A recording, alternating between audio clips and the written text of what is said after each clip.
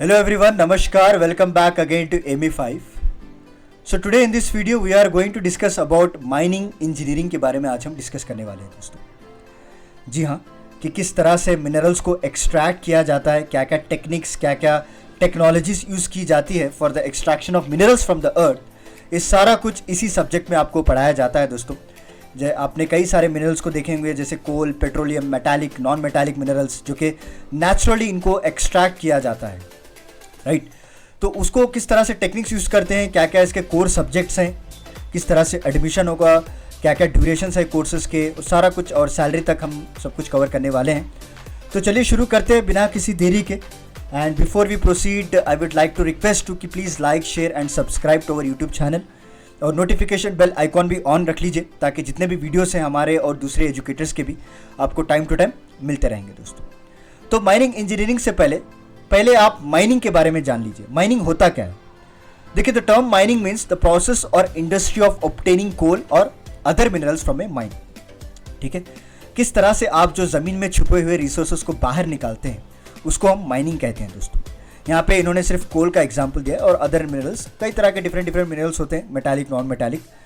तो किस तरह से आप एक्सट्रैक्ट करते हैं उसको हम माइनिंग कहते हैं। और जो भी इंजीनियरिंग, जो भी टेक्निक्स, जो भी टेक्नोलॉजी यहाँ पे यूज़ की जाती है, जो ब्रांच ऑफ साइंस है जो डील करता है स्पेशली विद द माइनिंग, तो उसको हम क्या कहते हैं? माइनिंग इंजीनियरिंग कहा जाता है दोस्तों। It is a branch of engineering that deals with the identification, कहाँ पे लोकेट करना है पहले इंपॉर्टेंट है। उसके बाद एक्सट्रैक्शन, किस तरह से आप उसको बाहर निकालेंगे। उसके बाद प्रोडक्शन, ओके, और प्रोसेसिंग, किस तरह से आप प्रोसेसिंग करके उसको रिफाइन में कन्वर्ट कर रहे हैं। ये सारा कुछ आपको माइनिंग इंजीनियरिंग ही बताता है दोस्तों। सो ये पहली बात, इसका जो रोल ऑफ माइनिंग इंजीनियरिंग है, शुरुआत होती है डिस्कवरी से लेकर खत्म होती है प्रोसेसिंग तक। Discovery of mineral resource, processing of mineral commodities, designing, construction of mine, controlling mining operation, transportation, everything, ये सारा कुछ माइनिंग इंजीनियरिंग ही देखता है दोस्तों। ठीक है, और रही इसके रिस्पॉन्सिबिलिटीज़ की बात, तो ये जो है आपको not only extracting the minerals from the environment, but इनकी ये भी जिम्मेदारी होती है कि आसपास के सराउंडिंग को सेफ रखें, हमारे जो एनवायरनमेंट को सेफ रखें फ्रॉम द वेस्ट, पोल्यूशंस, और जो भी एक्सट्रैक्शन के दौरान जो भी गैसेस निकलते हैं उसको सारा कुछ कंटेन किया जाए। उसको क्या क्या टेक्नोलॉजीज होती है कंटेन करने के लिए, ये भी माइनिंग इंजीनियरिंग का ही काम होता है। बट आजकल जो जितने भी माइनिंग इंजीनियर्स हैं ये सारा कुछ भूल गए हैं दोस्तों।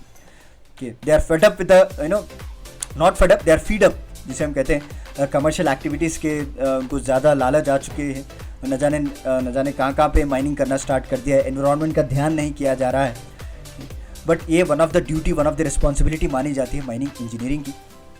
And they include the feasibility study, construction of mines, maintenance of mines, या फिर डिज़ाइनिंग करना हो, वेंटिलेशन किस तरह से हो, और किस तरह से माइन में कूलिंग पहुँचाया जाए, ओके, वहाँ के जो माइन वर्कर्स हैं उनकी सेफ्टी का ध्यान रखा जाए।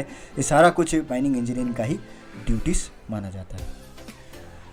तो चलिए हमारे पैटर्न पे चलते हैं। अभी एलिजिबिलिटी एंड कोर्सेज की बात करें तो यहाँ पे डिप्लोमा से लेकर आपको एमटेक तक आप कर सकते हैं। डिप्लोमा कोर्सेज 3 साल का कोर्स होता है जहाँ पे एलिजिबिलिटी क्राइटेरिया आपको मिनिमम 50% मार्क्स होने चाहिए दोस्तों 10th क्लास में।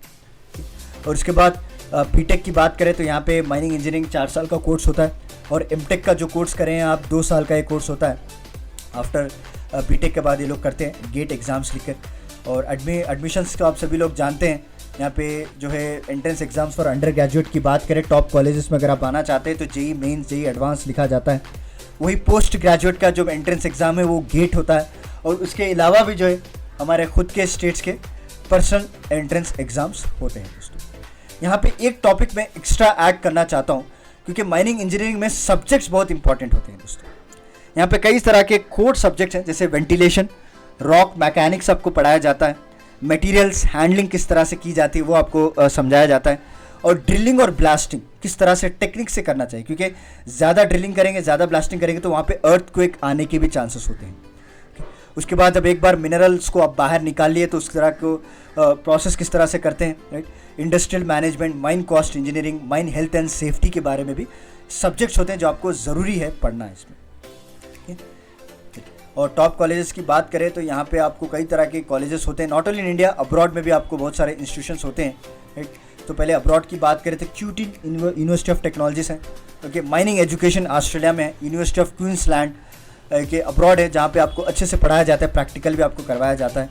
और इंडिया की बात करें एज यूजुअल आप IITs हो गया, NITs हो गए, राइट, और एक इंडियन स्कूल्स ऑफ माइंस है दोस्तों, धनबाद में आपको देखने को मिलेगा, और गवर्नमेंट इंजीनियरिंग कॉलेज गुजरात में, वहाँ पे भी आपको माइनिंग इंजीनियरिंग के बारे में अच्छे से पढ़ाया जाता है। एंड रही बात जॉब्स एंड करियर्स की बात करें तो माइनिंग इंजीनियर्स को जो है न्यूमरस करियर ऑप्शंस होते हैं basically in middle east countries, जैसे Saudi Arabia, Kuwait, Qatar, UK। वहाँ पे ज़्यादातर जो है पेट्रोलियम के रिलेटेड, राइट, जो ऑयल्स के रिलेटेड ज़्यादा माइंस होते हैं, तो उन लोगों को वहाँ पे एम्पल ऑफ अपॉर्चुनिटीज़ देखने को मिल सकता है आपको माइनिंग के रिलेटेड, राइट। और कई सारे से टॉप कंपनीज़ हैं जो स्टूडेंट्स को रिक्रूट करते हैं, जैसे the Indian bureau of mines, geological survey of India, okay, और अदानी माइनिंग प्राइवेट लिमिटेड हो गया, Bharat forge limited, coal India, DRDO, Damodar valley corporation, आपने इनका नाम भी सुना होगा। सर ये सारे जो है टॉप कॉलेजेस हैं जो रिक्रूट करते हैं। एंड फाइनली जॉब प्रोफाइल्स की बात करें तो आप एज माइनिंग इंजीनियरिंग काम कर सकते हैं ग्रेनाइट, ओके, या फिर रिसर्च इंजीनियर डाटा माइनिंग के रिलेटेड आप काम कर सकते हैं, असिस्टेंट माइनिंग इंजीनियरिंग की तरह भी आप काम कर सकते हैं दोस्तों, और टेक्निकल कंसल्टेंट की तरह भी आप यहाँ पे वर्क कर सकते हैं। Finally last but not the least, salary और इसके पे स्केल की बात करें तो यहाँ पे बहुत ही लुक्रेटिव पे आपको देखने को मिलेगा दोस्तों, क्योंकि एवरेज अगर आप देखेंगे इनकी शुरुआती होती है आपको 6 to 8 lakhs per year. And your salary will also depend on your skills, okay, experience, location, organisations पे आपको डिपेंड देखने को मिलती है। तो this is about the overview of mining engineering. उम्मीद करता हूँ कि आपको एक बेसिक आइडिया मिल गया होगा किस तरह से आपको आगे बढ़ना है, क्या किस तरह से आप इस सब्जेक्ट्स में ग्रिप लेके आना है। मैंने इंपॉर्टेंट सब्जेक्ट्स भी आपको इसमें बताएं। तो चलिए मिलता हूँ मैं आपको अगले लेक्चर के साथ कुछ इंटरेस्टिंग टॉपिक के साथ। तब तक के लिए धन्यवाद दोस्तों।